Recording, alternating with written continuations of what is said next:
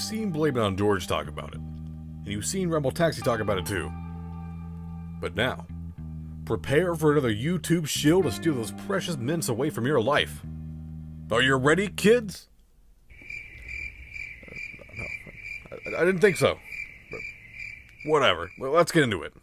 So, a day with SpongeBob SquarePants. Just like all great things to come from the internet, like Rick Rolling and Pepaw, this little gem got notorious due to a site called 4chan.org. Users on the /coal board of this 4chan originally found out about the movie in August of 2015, when someone made a post talking about the film. The intel they had at the time, though, was, well, basically nothing. It was just an Amazon listing. The movie was supposed to be released in 2011. We got the box art, the runtime, and this terrible description. Just look at this. In this mockumentary, SpongeBob lives above ground like all Hollywood superstars. Afraid that SpongeBob is becoming old news, his boss runs a contest called Spend a Day with SpongeBob. The contest makes SpongeBob the talk of the town, as thousands of kids enter to win. The lucky winner is Seth, and he is ecstatic about his day with SpongeBob. However, the day becomes a roller coaster ride as things don't quite go as they planned. Now, does that sound like anything you would want to watch? Because, to me, it sounds like shit. Maybe even as big of a piece of shit as Rap City Street Kids Believe in Santa. Yeah, I know you remember that. Uh-oh. Whoa!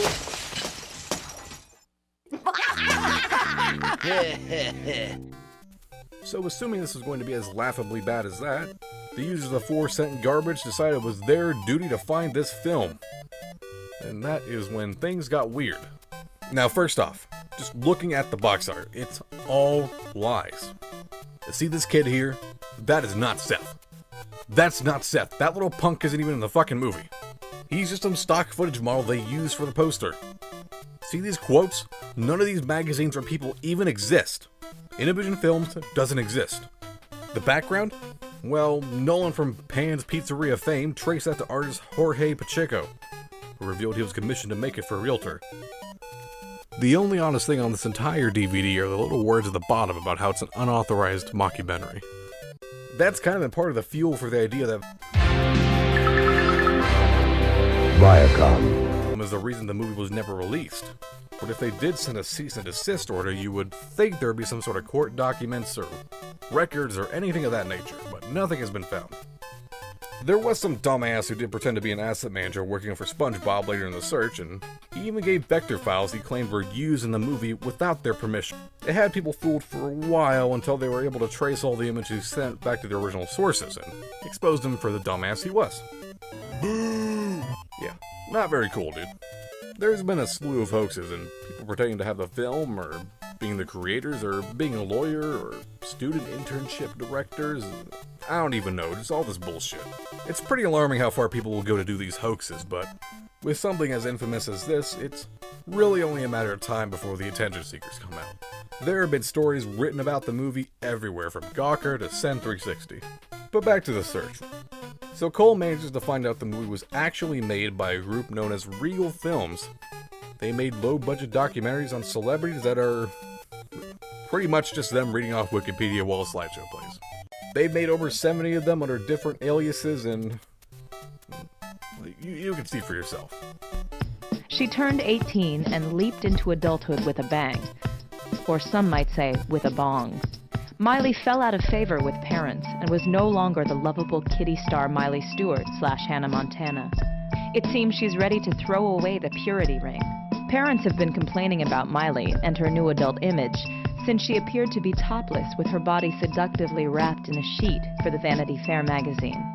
Sometimes I look up to her, not all the time though. There are some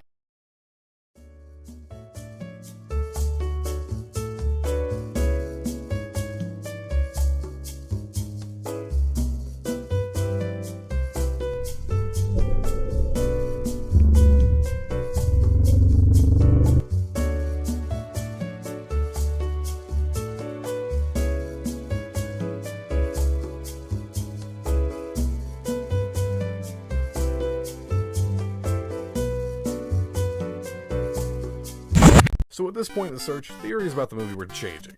Some people thought it was real, other people thought it was fake, other people even thought this was all a virtual reality game, and Amazon was in on it, and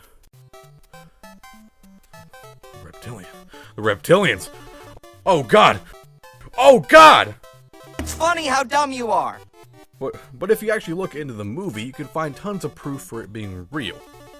The movie has a barcode. You can find tweets from 2012 of Canadians talking about watching it. Their libraries in Flemington, New Jersey, of all places, listening to the film in their new arrival section back in 2011. Forum posts of movie obsessionists have it on their new release topics on weird wrestling websites 3 days before the movie even came out. A guy working at Hastings, yeah, those things, discovered a day with SpongeBob was listening to the employee-only catalog. Another guy from a different branch found the same thing, and both of them ordered the movies only for them to never arrive. So 4chan started looking more into Regal. They found their headquarters was a random strip mall near Atlanta. People actually went to it in person. Some reported the place abandoned, others said it was in a part of the mall not accessible to the public. The hackers known as 4chan even discovered that Regal's website tries to install a Trojan when you go to it. Looking more into the people behind Regal, things just get way sketchier. Many of the people listed in the credits of the Regal films flat out don't exist. No record of them online. No record of anyone with their names. And the people they could find info on didn't really help much. The founder of Regal Films, Lorenzo Holley, was contacted numerous times by various people and has ignored any messages from them. Holley can be found to have been involved in numerous businesses, ranging from real estate to music production, to his main business, which seems to be selling wheatgrass. A user managed to talk with an employee for the wheatgrass company he owns called Yay, asking to leave a message for Lorenzo. When this employee got back to the user, she told him that Lorenzo has told her not to talk to this person ever again. Script supervisor for some of the Regal's films, named Taylor Travers, was contacted after someone found he listed working on the Regal movies under the filmography page on his own website. And when he was called and asked about it, he said he had no association with any company named Regal, and hung up very quickly. Director of a lot of Regal's films, named Jason Bortz, has publicly stated he doesn't know anything about Regal or anyone involved in the movie, despite being in the credits of other Regal movies. When the user actually got his number and was able to contact him, he started screaming to never call him again. After they asked him the question, is this Jason Bortz? Look at this guy. What does he have to hide? Really, what could he possibly have to hide? And being there and helping people. You should help people and you should help others every day. It shouldn't be just once, or because somebody did something for you, or because other people are doing it. You should always show help and compassion whenever you can. If you want to help people so bad, start by helping us find the movie. I mean, even people not involved in the movie are being sketchy. Someone tried to message a woman who ran a vegan lifestyle blog that wrote a review of the wheatgrass made by that company Lorenzo Holley owns, because in the review she talked about meeting Yay employees. When she responds, she gives this weird, almost automated sounding message for the question about how to contact Yay, and after future emails, she just stopped responding altogether.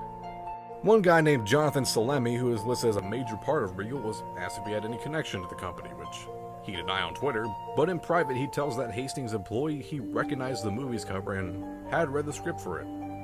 That's pretty much the most forthcoming anyone involved in this company has been thus far. The vast majority of the people either never responded or no one is sure it even exists. One of the main producers for Regal, Charles Rand, is supposed to have died in 2005, 3 years before the company was founded. What are they trying to hide? We know they're a real company. They have filed business registration paperwork and everything. See, they even got a registry agent working for them, who there is no record exists, and who lists his home address as the address that belongs to a storage locker facility. Right. I think Internet Nobody's shoegaze production put the situation best. You're in the grocery store, looking at some cookies. Suddenly, some weirdo runs out of nowhere, grabs the cookies, and runs away. You go and ask an employee what's up with him taking all the cookies away, and he tells you the store doesn't sell cookies. And it never did. You ask to see the manager, and they tell you there is no manager. Or cookies. And to never come to the supermarket ever again. So after a purge on the cold forums, the search moves to a site called Lost Media Wiki. People soon discover a new company called Grand Scale, made by the people who made Regal. They look much more legitimate, even using a Kickstarter to fund their movies, which were pretty successful, earning $11,000 with, with 20 backers. Look at all these legitimate Kickstarter films. They got 100 backers and not even $5,000. But don't worry, since one anonymous backer is funding their entire movie. But for real, look at this new movie they got. It has New York Times best-selling author Robert Greene. We got Olympic gold medalist Jenny Finch. We got Yankees pitcher Scott Erickson. Professional poker player Antonio. World-renowned card shark Kevin Blackwood. Pyramid scam creator Steve Gilman. Yay. But wait, they have Ted Williams, the homeless guy with the voice of gold. This is super legit. They have all those famous people and... Who is that in the background poster? Is that Vanessa? Rudy? Look, little Pam in her Sunday dress and... Who is that? Steve? No, that's us. Okay. Bill, no. Bill, no! And look at these other great films. Catfish Killer. Hold the Mayo. Look, Catfish Killer got the same fake magazine review a day with SpongeBob got. Now that's what a filmmaker can say so myself. Now also on the Grayscale website on top of these movies was contact info for a man named Clint Weiler and a phone number. Calling the phone number led to a company called MVD, a music and movie distribution firm that sells several Regal's documentaries on their website. Clint Weiler had no idea his name was even on the site when contacted by two Lost Media Wiki users. But through email between them, MVD revealed that A Day with SpongeBob SquarePants was never finished and was cancelled in the midst of production, saying there may be promo copies available. Eventually, MVD was getting creeped out by people putting their voicemail on YouTube and breaking into their offices, so they politely asked to not be contacted again. After that, not really much happened. For a while, most of the major leads were just trolls. Until February 2016, when a user on the Lost Media Wiki discovered Regal's address. That shopping mall? The address used to be owned by Foy Foods, another health food subsidiary of, yeah, you guessed it, Regal founder Lorenzo Holley. This kicked off a new wave of interest in the film and started leading to a ton of new leads. Reddit threads, Tumblr posts, fucking Mandela effect theories, everyone's getting on the action. Just look at all this new info people are finding right now. Check this out. A profile of a Regal employee on some weird social networking site made specifically for filmmakers. Look, he even lists an address for people to mail things to who are interested in Regal distributing their films. Maybe we should go on Google and see what we can find out about this here address.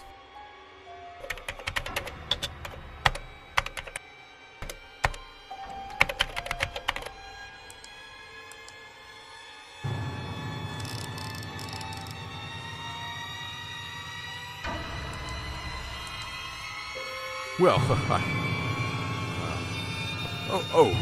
that?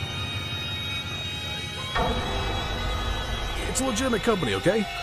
Look, they got the legit movies and the barcodes that, I mean, we know they're legit. We even talked to Lorenzo for God's sake. Wait. We did what? That's right. In the middle of making this video, the Day with SpongeBob search team was able to contact Regal founder Lorenzo Holley. Instead of telling you what it said, I'll just let Lorenzo speak for himself.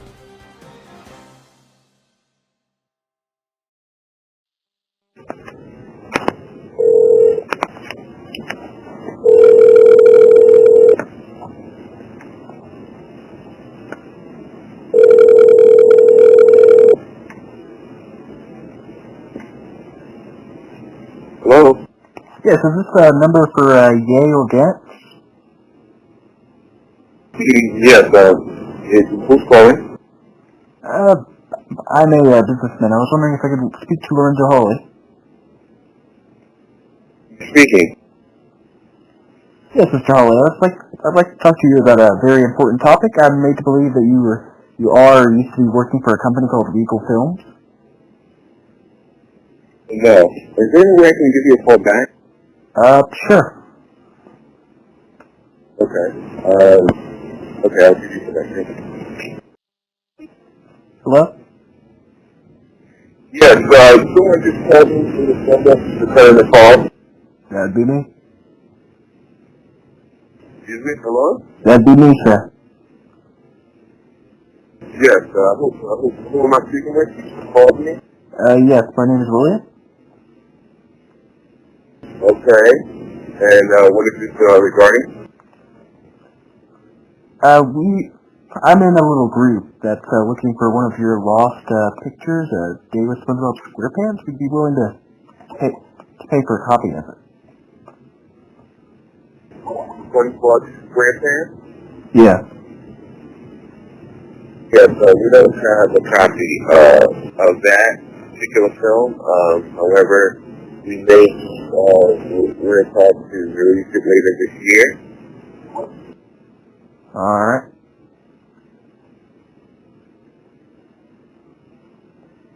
Well, shoot. Can I call you back later? Excuse me? Your phone is, breaking up. May I call you back later, sir? Yes. Alright.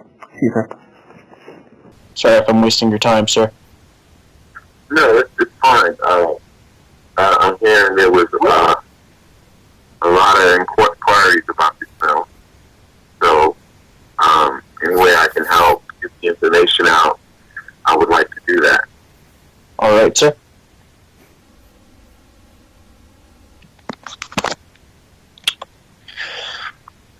Looks like some of them aren't going to talk, so what's prevented this movie from getting out there? Well, the movie was out for a short period of time. However, we decided to retract it, and we're thinking about releasing it later this year. A better version of it. But that may be through GoFundMe or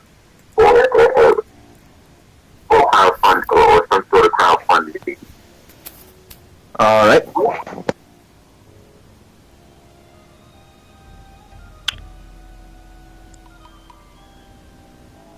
And there have been, like, allegations of, like, Trojan viruses on your website or something? What was that about?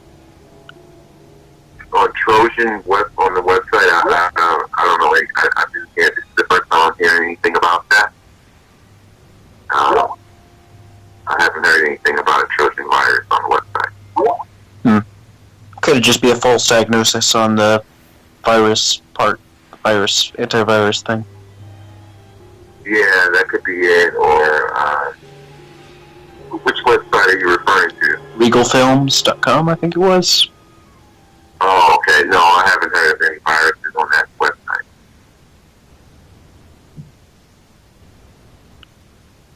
And one of your colleagues, Jason Boritz, his name was, he's been seen as somewhat abrasive. Yeah. What did he, what do you mean? One of my colleagues in the group asked, hey, is this Jason Boritz? And he just flipped out on her.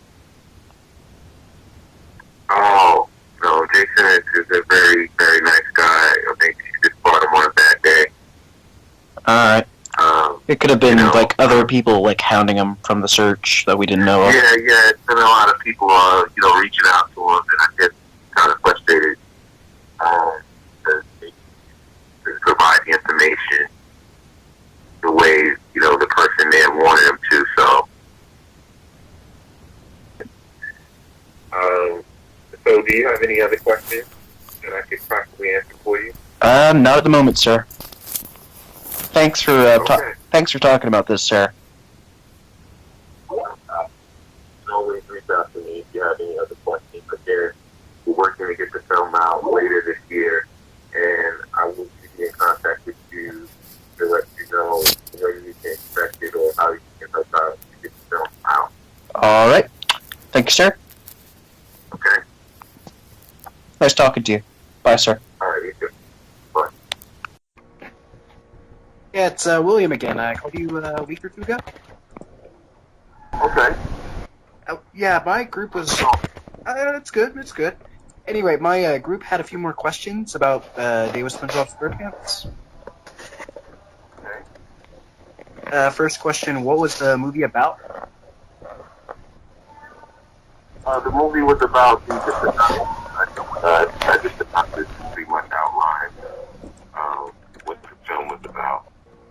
Yeah. All right. Second question, was the movie in CGI? Was it live action, animated? No, it was live action. How many copies were sold?